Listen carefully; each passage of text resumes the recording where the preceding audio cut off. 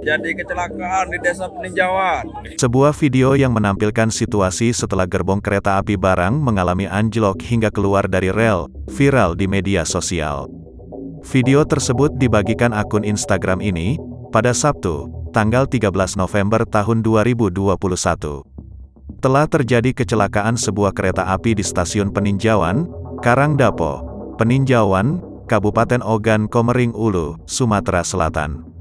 Kejadian hari ini, Jumat tanggal 12 November tahun 2021, sekitar pukul 17.30 waktu Indonesia Barat.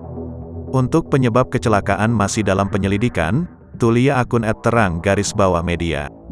Dalam video, tampak sejumlah gerbong dalam posisi melintang setelah mengalami anjlok dari rel kereta api di Stasiun Peninjauan.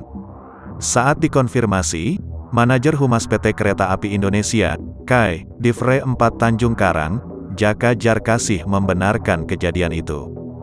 Jaka mengatakan, kereta api barang bernomor 3991A membawa 22 rangkaian dari Stasiun Niru, Kabupaten Muara Enim, Sumatera Selatan menuju Tarahan anjlok di emplasemen Stasiun Peninjauan pada Jumat, tanggal 12 November tahun 2021, sore.